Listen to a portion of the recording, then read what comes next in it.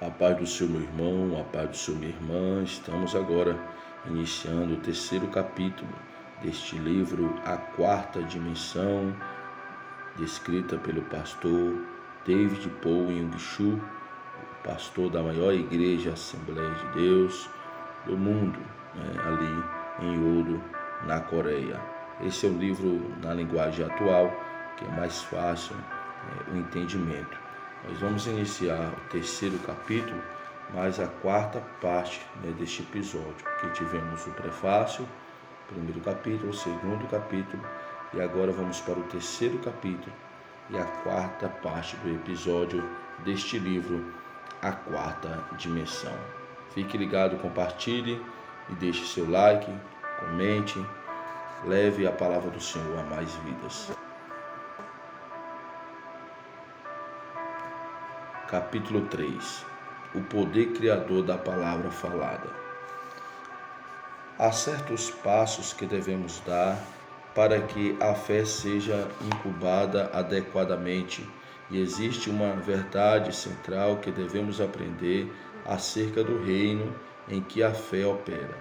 Há também um princípio básico acerca da palavra falada que devemos compreender.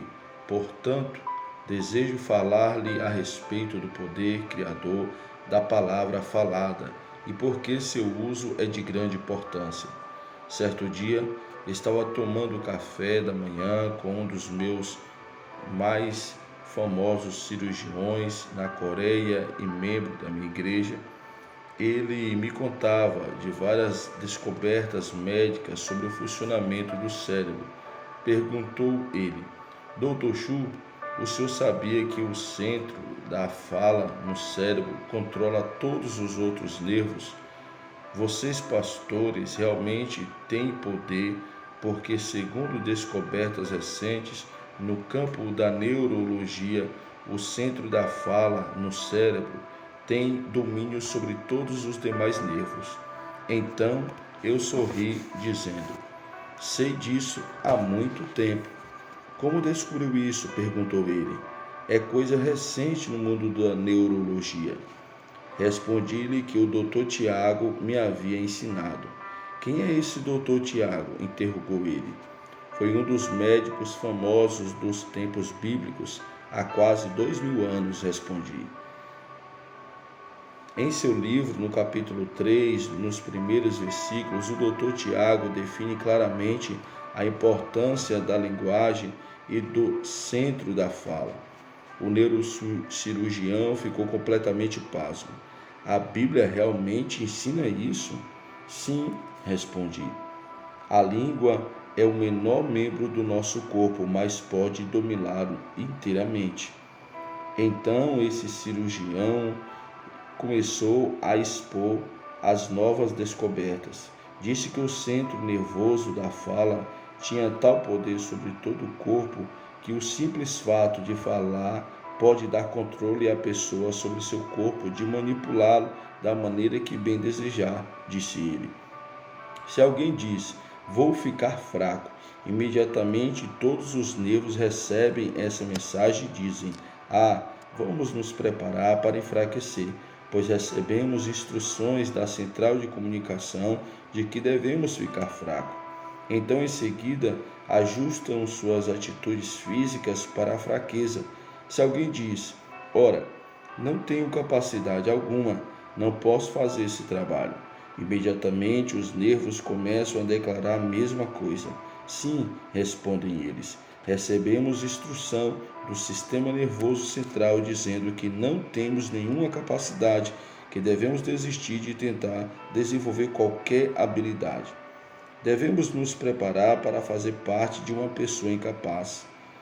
Se ficar dizendo, sou muito velho, sou velho demais, estou cansado e não posso fazer nada, então, de imediato, o controle central da fala responde, dando ordens para esse efeito. Os nervos respondem, sim, somos velhos, estamos prontos para a sepultura, vamos nos preparar para a desintegração. Se alguém continua a dizer que é velho, então essa pessoa logo vai morrer. O neurocirurgião continuou. O homem nunca deveria se aposentar. Uma vez que se aposenta, fica repetindo para si mesmo: sou aposentado, e todos os nervos começam a reagir de acordo com essa afirmação, tornando-se menos ativos e prontos para uma morte rápida, para uma vida pessoal de sucesso. Essa conversa significou muito para mim e teve grande impacto em minha vida, pois pude perceber que o uso importante da palavra falada é a criação de uma vida pessoal de êxito. As pessoas logo se acostumam a falar de maneira negativa. Rapaz, como eu sou pobre, não tenho dinheiro nem para ofertar ao Senhor. Quando aparece uma oportunidade, um emprego com um bom salário, o sistema nervoso responde: não posso ser rico, porque ainda não recebi a instrução contrária de meu centro nervoso. Espere-se que eu seja pobre, de modo que não posso assentar esse emprego. Não posso dar-me ao luxo de ter dinheiro. Coisas iguais se atraem. E uma vez que você age como se fosse uma pessoa pobre, atrai a pobreza. Essa atração, se permanecer consistente, permitirá que viva sempre na pobreza, exatamente como a Bíblia falou há quase 2000 anos atrás. Assim é hoje. A ciência médica recentemente descobriu esse princípio. Esse neurocirurgião disse que as pessoas deveriam dizer a si mesmas: sou jovem, sou capaz, posso fazer o trabalho de um jovem, não importa qual seja a minha idade cronológica. Os nervos dessa pessoa rejuvenescerão, recebendo poder, a força do centro nervoso. A Bíblia diz claramente que quem controla a sua língua controla o corpo inteiro. O que você fala, você obtém. Se continuar a dizer que é pobre, seu sistema ficará condicionado a atrair a pobreza e você se sentirá à vontade com ela. Prefere ser pobre, mas se a pessoa se mantém dizendo que é capaz, que pode alcançar o êxito, então todo o corpo será levado ao êxito. Estará pronta a enfrentar qualquer desafio e a vencê-lo. Esse é o motivo pelo qual nunca se deve falar de maneira negativa. Na Coreia, temos o hábito de fazer uso frequente da palavra que dão conotação de morte. Expressões como: estou tão quente, estou morrendo de calor. Comi até morrer. Estou tão feliz que poderia morrer agora mesmo. Estou morrendo de medo. São muito comuns. Os coreanos repetem com frequência essas palavras negativas. É por isso que, através dos 5.000 anos da história coreana, temos estado constantemente morrendo, constantemente em guerra. Minha geração não viu paz total em nosso país. Nasci durante a Segunda Guerra Mundial, cresci durante a Segunda Guerra da Coreia e atualmente ainda vivo no país à beira da guerra. Antes que as pessoas mudem, devem mudar a sua linguagem. Se não mudarem a maneira de falar, não mudarão a si mesmas. Se deseja ver seus filhos transformados, primeiro deve ensinar-lhes a usar a linguagem adequada. Se almeja ver jovens rebeldes e irresponsáveis transformados em adultos responsáveis, deve ensinar-lhes essa nova linguagem. Onde podemos aprender essa nova linguagem? No melhor livro de línguas de todos, a Bíblia. Leia a Bíblia do Gênesis ao Apocalipse, adquira a linguagem bíblica, fale palavras de fé, alimente seu sistema nervoso com vocabulário construtivo, progressivo, produtivo e vitorioso. Enuncie essas palavras, continue a repeti-las de modo que tenha controle de seu corpo inteiro. Assim, você se tornará vitorioso, pois estará completamente condicionado a enfrentar seu ambiente e suas circunstâncias e alcançar o êxito. Essa é a primeira razão importante para usar a palavra falada: criar o poder de ter uma vida pessoal de êxito para os propósitos de Deus. Há um segundo motivo pelo qual necessitamos de uso do poder criativo da palavra falada. Ela não somente pode nos ajudar a ter êxito em nossa vida, mas o Espírito Santo também precisa que usemos a fim de realizar os propósitos de Deus. Quando entrei para o ministério, sentia-me em luta até no meio de meus sermões e percebia impedimentos em meu espírito. Então o Espírito do Senhor descia ao meu espírito e era como se eu estivesse vendo televisão. Na tela da minha mente via tumores desaparecendo, tuberculoses curadas, aleijados que se apoiavam em muletas, repetidamente jogá-las de lado e andar. A Coreia está tão longe dos Estados Unidos que eu pouco tinha ouvido desses ministérios de libertação e de cura. Até os missionários que me cercavam ignoravam esse ministério e conversava com eles e me trouxe mais confusão cada dia. Cheguei à conclusão de que esse era um impedimento criado por Satanás. Todas as vezes que isso acontecia, eu dizia: espírito de atrapalhação, saia de mim, ordeno que saia de mim, deixe-me. Quanto mais eu ordenava, tanto mais claramente podia ver os doentes sendo curados. Fiquei tão desesperado que quase não conseguia pregar. As visões apareciam constantemente, de modo que me dediquei à oração e ao jejum, esperando no Senhor. Então ouvi o Senhor dizer a meu coração: filho, isso não é atrapalhação de Satanás. Esse é o desejo visual do Espírito Santo, é a palavra de sabedoria e de conhecimento. Deus deseja curar essas pessoas, mas não pode fazer até que você fale. Não respondi, não creio nisso. Deus pode fazer tudo sem que eu jamais tenha de dizer uma só palavra. Mais tarde li o primeiro capítulo de Gênesis. Era a terra sem forma e vazia, e o Espírito Santo pairava sobre ela, incubando-a, mas nada acontecia. Então Deus me revelou uma importante verdade. Disse ele: lá estava a presença do Espírito Santo, a poderosa unção do Espírito Santo, incubando e pairando sobre as águas. Aconteceu alguma coisa nessa época? Não, respondi. Nada aconteceu. Então disse Deus: você pode sentir a presença do Espírito Santo em sua igreja, a presença palpitante e penetrante do Espírito Santo, mas nada acontecerá. Alguma será salva, lar desfeito, algum será reconstruído, até que você diga a palavra.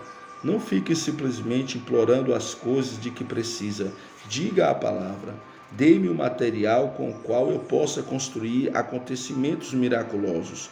Como fiz ao criar o mundo, pronuncie-se, diga haja luz ou diga haja um firmamento. A compreensão dessa verdade marcou um ponto culminante em minha vida. Imediatamente pedi perdão a Deus. Senhor, sinto muito, vou pronunciar a palavra. Mas ainda sentia temor, pois ninguém me havia ensinado nada a respeito disso. Também tinha medo de nada acontecer quando eu falasse. O que diriam as pessoas? Assim disse a Deus: Senhor, já que tudo isso me assusta um pouco, não vou dizer nada a respeito dos aleijados que eu vejo curados, ou dos tumores cancerosos que vejo desaparecendo. Pai, começarei com dores de cabeça. Depois disso, ao pregar visões de cura, vinham do Espírito, mas ao ver com os olhos da mente aleijados sendo curados, tumores desaparecendo, ignorava-os. Eu dizia: alguém aqui está sendo curado de uma dor de cabeça. Instantaneamente essa pessoa era curada. Espantava-me que o simples fato de pronunciar essas coisas fazia com que viesse à existência. Pouco a pouco adquiri mais coragem. Comecei a falar de sinusites que tinha sido curada. Depois de cura de surdos, e finalmente falei de todas as curas que via com os olhos da mente. Agora em minha igreja, nas manhãs de domingo, milhares de pessoas recebem a cura por meio desse canal. Por causa dos horários e da grande quantidade de culto, tenho de agir rapidamente, de modo que enquanto estou em pé, o Senhor me mostra as curas que estão acontecendo e as menciono. Simplesmente fecho os olhos e profiro a palavra. Em reconhecimento da cura que foi operada, as pessoas se levantam. elas se levantam quando é mencionada essa doença particular da qual foram curadas. Durante essa parte do culto, muitas pessoas em todo o auditório levantam-se reivindicando a cura. Assim, aprendi um segredo. Antes que se diga a palavra, o Espírito Santo não possui material adequado com o qual criar. Se o Espírito Santo conceder fé ao seu coração para remover a montanha, não ore nem suplique que a montanha seja removida. Antes diga, seja removida para o meio do mar. E isso do Espírito Santo e na fé que Deus lhe dá. Então, verá muitos milagres em sua vida. Dar assistência a 50 mil membros regulares não é uma tarefa fácil.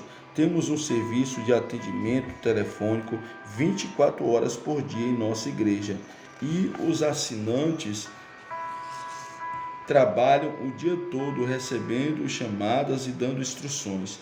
Procuro não deixar que o número do telefone de minha casa apareça na lista telefônica, mas as pessoas sempre acabam descobrindo meu número e o aparelho começa a tocar desde bem tarde da noite até quase ao amanhecer do dia seguinte. Outras vezes estou descansando, então o telefone toca às 22 horas. Pastor, diz uma voz, meu neto está com febre alta, por favor, ore por ele. Às 23 horas, outra voz soa no telefone. Meu marido ainda não voltou do trabalho, por favor, ore por ele. E eu oro. À meia-noite, o telefone torna a tocar. A mulher chorando me diz, meu esposo chegou aqui em casa e me espancou. Ah, isso é terrível. Já não desejo viver. Assim tenho de orar por ela. À 1 hora da madrugada, recebo o telefonema de um homem bêbado e me diz, minha esposa frequenta a sua igreja. O que o Senhor ensina para ela se comporta dessa maneira? Então lhe dou uma explicação detalhada. Ainda de madrugada chega um chamado do hospital. Pastor, a pessoa está agonizando. Poderia vir orar por ela? Seu último desejo antes de morrer é ver o Senhor. Assim, livro-me do cobertor e saio correndo para o hospital. O telefone toca tanto que às vezes simplesmente desligo o fio da tomada.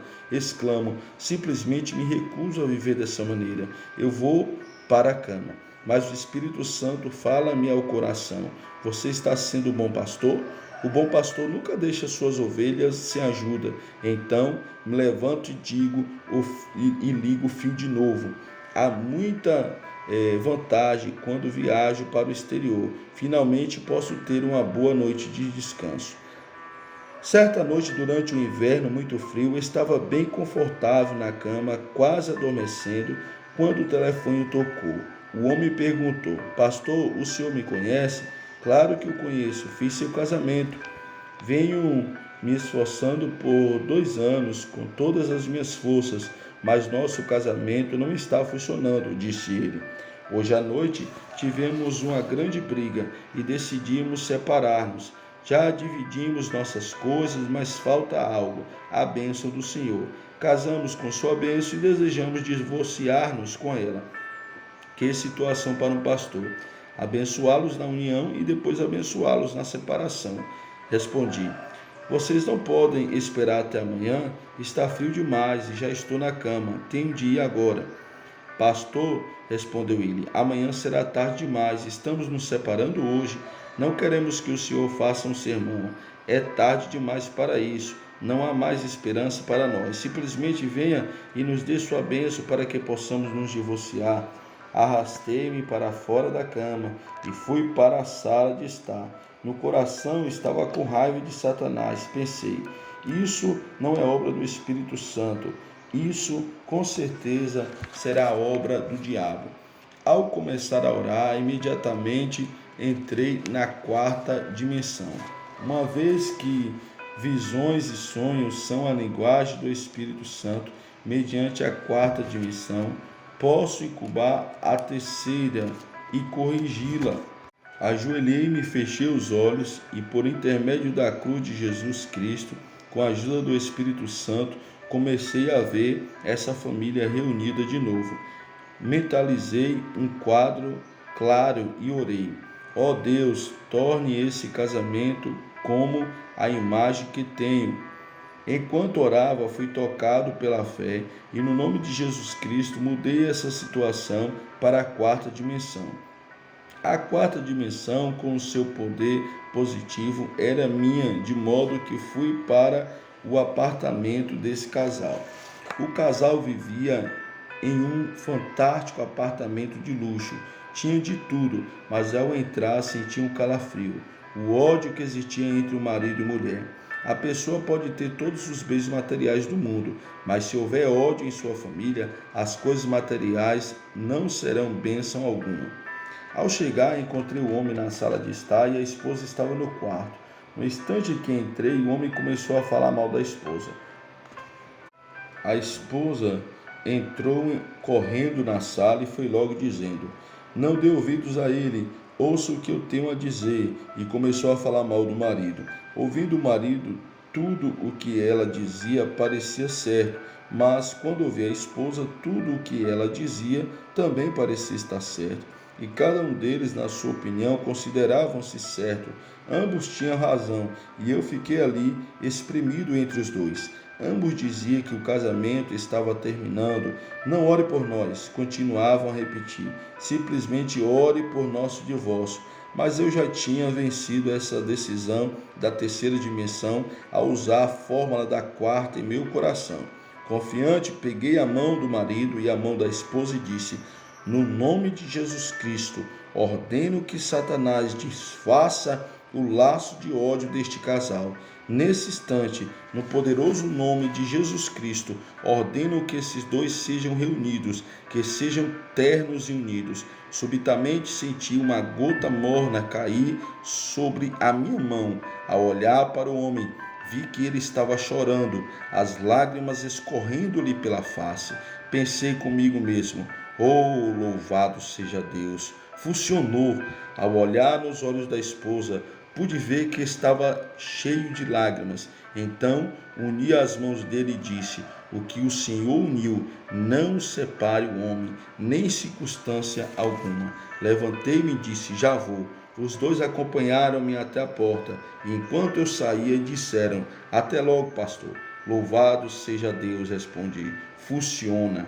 No domingo seguinte, os dois estavam no coral e cantaram lindamente. Depois do culto, apertei a mão dos dois e perguntei à esposa: "O que aconteceu?" "Bem, não sabemos", respondeu ela, "mas quando o Senhor disse aquelas palavras e deu ordem tão forte, sentimos algo que se desfazia em nosso coração. Foi como se uma parede tivesse sido destruída e fomos sacudidos. De repente tivemos a impressão de que talvez devêssemos tentar uma vez mais. E essa impressão veio a nós dois ao mesmo tempo. Depois que o Senhor saiu, passamos a noite toda desfazendo as malas, pensando no incidente. Agora não entendemos por que brigávamos tanto, por que íamos nos separar. Agora amamos um ao outro ainda mais do que antes. O Espírito Santo precisa de sua palavra e também de sua vida. Se eu tivesse implorado a eles, ou se tivesse orado silenciosamente com eles, teria errado o alvo. Disse a palavra e ela saiu e criou. O Espírito Santo precisa de sua palavra definida, a palavra falada da fé. Jesus proferiu a palavra falada a fim de mudar situações e de criar. Os discípulos de Jesus Cristo usaram as palavras faladas a fim de criar e mudar. Infelizmente, a Igreja de Jesus Cristo parece ter se transformado em uma eterna mendiga, mendigando e mendigando, com medo de anunciar as palavras de ordem. Precisamos adquirir a arte perdida de expressar palavras de ordem para liberar a presença de Cristo. Há uma terceira razão pela qual usar o poder da palavra falada, por seu intermédio. A pessoa cria e libera a presença de Jesus Cristo. Ao abrir a Bíblia e ler Romanos 10:10, descobrimos que com o coração se crê para a justiça e com a boca se confessa para a salvação. É mediante a confissão da fé que a pessoa pode se assegurar da salvação que vem somente por Jesus Cristo. Em lugar algum nessa passagem se diz que é necessário que alguém vá ao céu e de lá traga Jesus Cristo de volta à terra, a fim de conceder a salvação. O que se diz é que a palavra que pode resultar em salvação estão perto, em sua boca e em seu coração. Onde está Jesus Cristo? Qual é seu endereço? Certamente não é de lá nos altos céus, nem embaixo da terra. Jesus está na palavra dele. Onde estão as palavras que podem salvá-lo? Essas palavras estão em sua boca e em seu coração. Jesus fica limitado ao que você expressa, assim como a pessoa libera o poder de Jesus mediante a palavra falada, também pode criar a presença dele. Se não falar a palavra de fé claramente, Cristo jamais será liberado. A Bíblia diz: tudo que vocês ligam na terra terá sido ligado no céu, e tudo que vocês desligarem na terra será desligado no céu. Mateus 18:18. Você tem a responsabilidade de levar e trazer a presença de Jesus Cristo. Sempre que me reúno com meus pastores assistentes, dou-lhes uma ordem estrita. Cabe-lhes a responsabilidade de criar a presença de Jesus Cristo aonde quer que vão. Devem liberar Jesus e preencher necessidades específicas. Permita-me dar-lhe alguns exemplos. Em nossa vizinhança há várias igrejas de diversas denominações. Em certa igreja presbiteriana, o pastor fala somente acerca da experiência do novo nascimento. Ele prega com vigor, mas só a respeito da experiência da salvação, de modo que está liberando e criando a presença de Jesus, que pode dar o novo nascimento para as pessoas. Os que vão à sua igreja recebem a salvação e nada mais. A igreja da santidade fica a uma quadra de distância e todos os dias fala sobre a santificação. Santifique-se, santifique-se, exortam repetidamente. Muitas pessoas vão e recebem o toque da santificação. O ministro ali somente cria a presença do Cristo santificador. Em minha igreja, prego a respeito de Jesus, que salva, do Cristo que santifica, do Salvador que batiza, do bendito Filho de Deus e do Jesus que cura. Todos esses aspectos manifestam-se em minha igreja. Tanto cria a presença completa, a presença total de Jesus Cristo. Sua parte. Você cria a presença de Jesus com a sua boca, se falar a respeito da salvação. O Jesus que salva aparecerá. Se falar acerca da cura divina, terá o Jesus que cura em sua congregação. Se falar do Jesus que realiza milagres, então a presença do Jesus que opera milagres será liberada. Ele é o limitador por seus próprios atos e por sua palavra. Ele opera por você, e se você não falar claramente por causa do temor de Satanás, como é que Cristo Jesus manifestará seu poder a esta geração? Por isso, fale com audácia. Muita gente tem problemas demais no lar por não edificar um altar na família. Se o pai mantém um altar da família e fala claramente a respeito da presença de Jesus Cristo em seu lar, pode criar a presença de Jesus Cristo ali, e Jesus vai tomar conta de todos os problemas daquela família. Mas, uma vez que muitos negligenciem o altar da família, deixe de declarar com clareza a presença de Jesus Cristo, e seus filhos ficam sem as bênçãos completas de Deus. Não é necessário esperar até receber um dom espiritual especial. Sempre digo que os dons espirituais residem no Espírito Santo. Você mesmo jamais poderá possuir um dom espiritual. Suponhamos que eu possuísse um dom de cura. Então eu curaria todos os que me procurassem, indiscriminadamente.